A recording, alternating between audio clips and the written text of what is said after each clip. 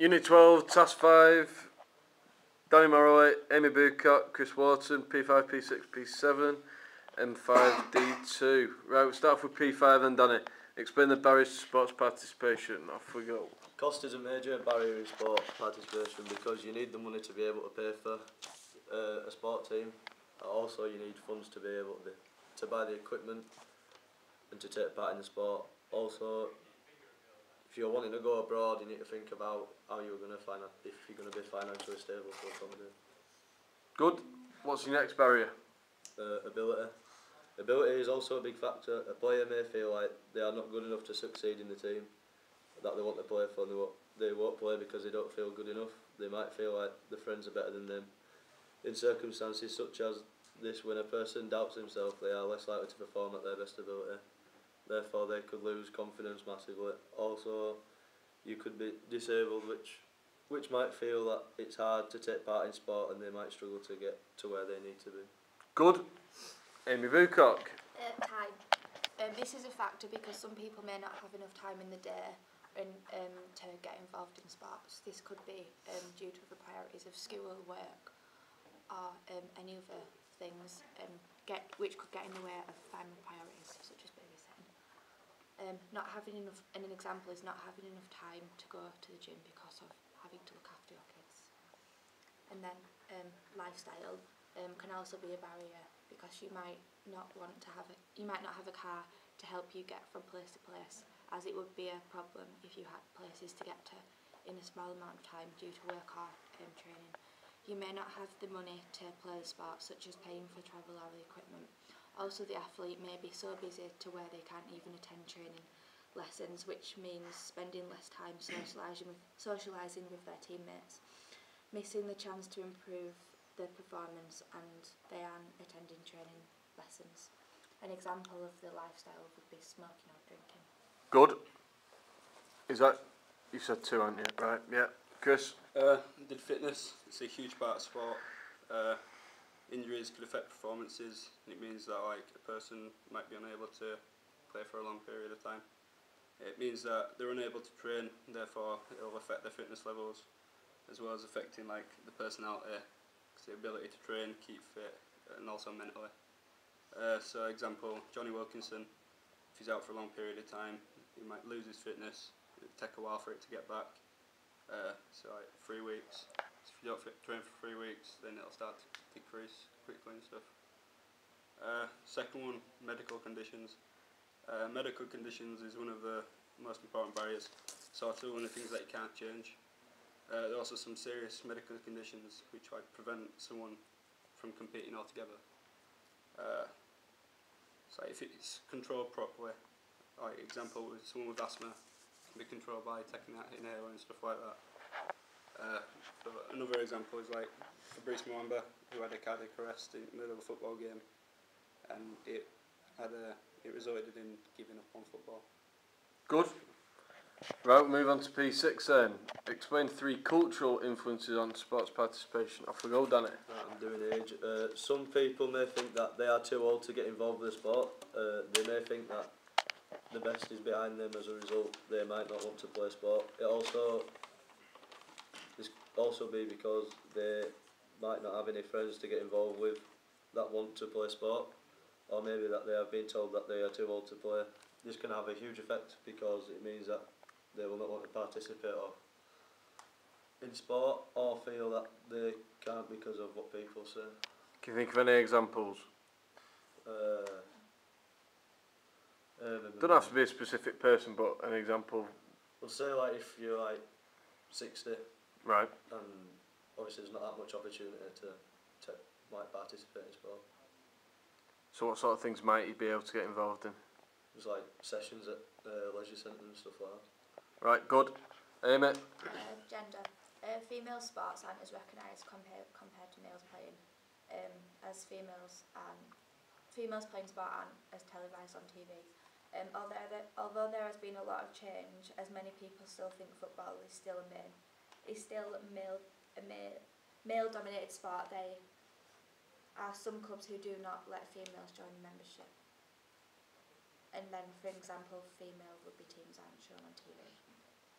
Right. So if you're in charge of increasing female participation in sport, say in football or rugby, what might you want to do? Clubs. Right. What else? You'd advertise it.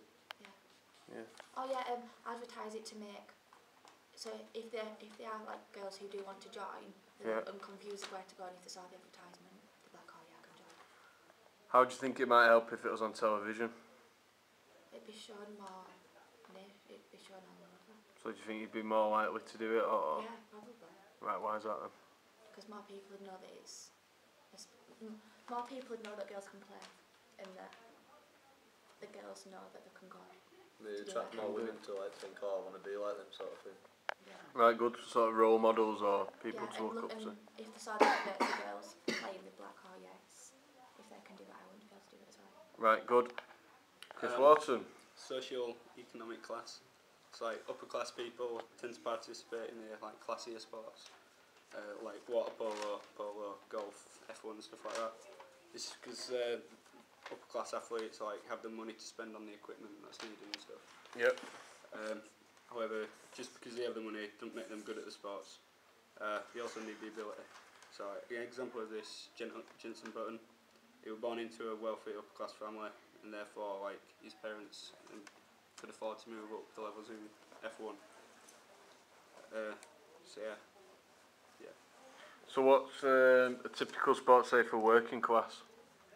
It's like polo or something. Golf. Golf. Lower class. Oh, lower class. Typical football. Yeah, football. Just tennis, stuff like that. Right, and then what about middle class? Middle class golf, stuff like that. Right, why is that then? Huh? Why is that more middle class, do you think? Just because people can afford it, like, 'cause it ain't too much. You do need a bit like for equipment and stuff. But And what, apart from equipment, what else might you need to become successful in golf? like you need to get there for a start. Stuff like Being able to having a venue to play, and you Right. have to pay to the venue, and if you can't, Yeah. afford A venue to play at? What else? To keep progressing up? competitions, You need to be trained Competition. by like an actual person, Yeah. and to improve. golfer. So what's the proper name for that mentored. then? Mentored, what else? Mental. Just like Like have someone to manager. coach you and stuff. Coaching, right, yeah. So you got to pay for coaching as well. Okay.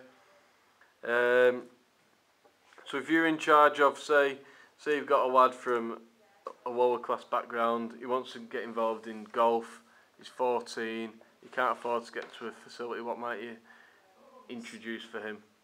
Like, just like like active sports and stuff like they do, like initiatives and stuff. Yeah. Just like get them to do that, do loads of different like sports, and just get to and Well, then if if they you get can't- seen, then If you can't afford it, you could just like go to parks and like pretend that it's actually like a golf course. Right, and then work his way up there. Yeah.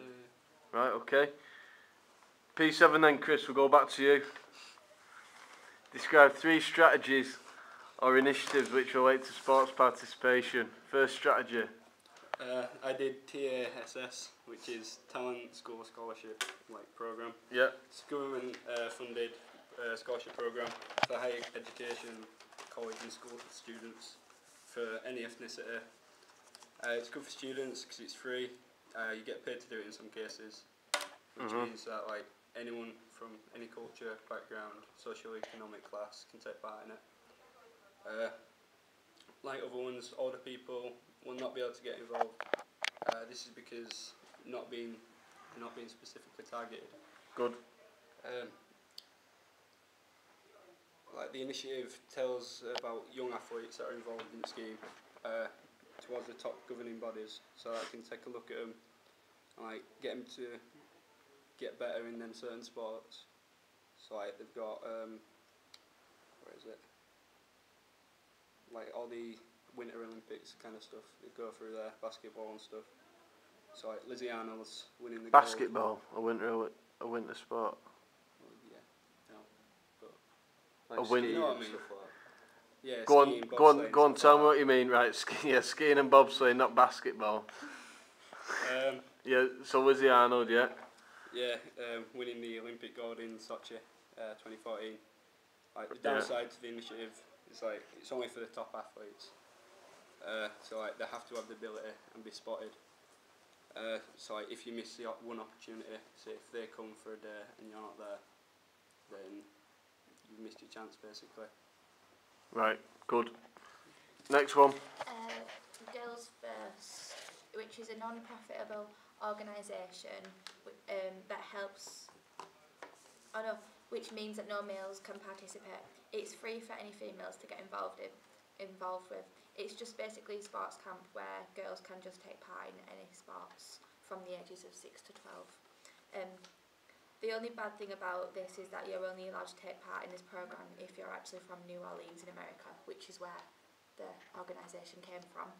And also, if you're from any other parts of America or from the UK, unfortunately you can't take part. You can't take part in the organisation, but if you wanted to take part and you were not from any other parts of America or from the UK, you'd have to pay, even though it's a free event, and you have to be between 6 and 12. Right. So if you were to introduce an initiative, say you want to increase female participation in sport in Bradford and Keighley, what might you do? Sports camps. Right, sports camps. Yeah. What else? I'll just go to schools and... Yeah, I'll go to schools and help. Go to schools and help them like get more involved in sport or learning new sports. And if it's a new sport, they might feel like, oh, this is fun, and I want to play.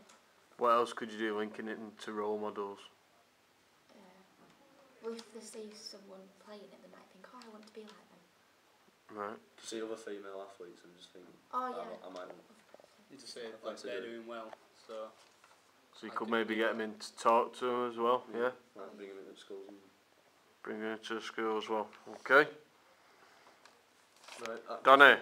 Active Sport is a sports camp set up for children between 5 and 16 years old, any ethnicity.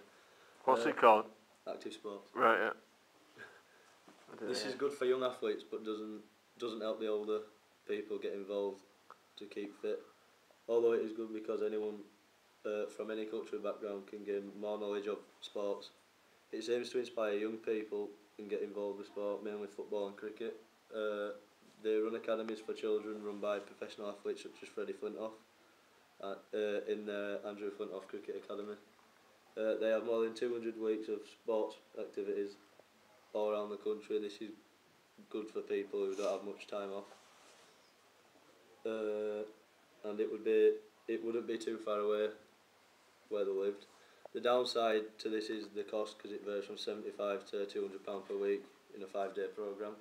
This means that people that are working class to lower class may not be able to afford this, even if their child is at the right age. Right, okay. And also it keeps children off the streets as well. So what might that lead to if they're on the streets? Well, violence. Violence? Other problems. Your Drugs lifestyle maybe. might be affected by like drinking and smoking. Right, okay. But the bad thing about it is that they don't help the elderly. They're more focused on the younger. Right, okay. Good. What do you think, Keith, was like the name for female sports participation? Do you think it's good, bad, average? So you're a female from Keighley? Yeah. Right, so do you think there's many opportunities for you to get involved in sport? No. No, Why? they're just internet. Go on, expand on this answer. Well, I played netball in school, and I didn't Right. actually want to carry on, but then I Right. actually looked, and the closest club were other side of Bradford. Right. Which means now it's like, no, well it was. Well it was, no. So what's Because I have a stopping job you No, participate? because I Right. have a job and stuff as well, so I can't get there. And because I work really awkward times. Right. So Also, time. also lasses that want to play rugby, like they have to travel to that Yeah. like Chelsea. Right. So okay. And I wanted to carry on and I couldn't. Just in netball. Yeah, well we couldn't say. So what might have helped you continue your netball then? Say for example, there's a club every Tuesday and Thursday at Keighley Leisure Centre. Do you think you'd have gone? What, depending what time? When you weren't working? Yeah, I probably would have done. Yeah. It's another way of keeping fit as well and keeping healthy. It's really good for you. There's a lot in it. Okay.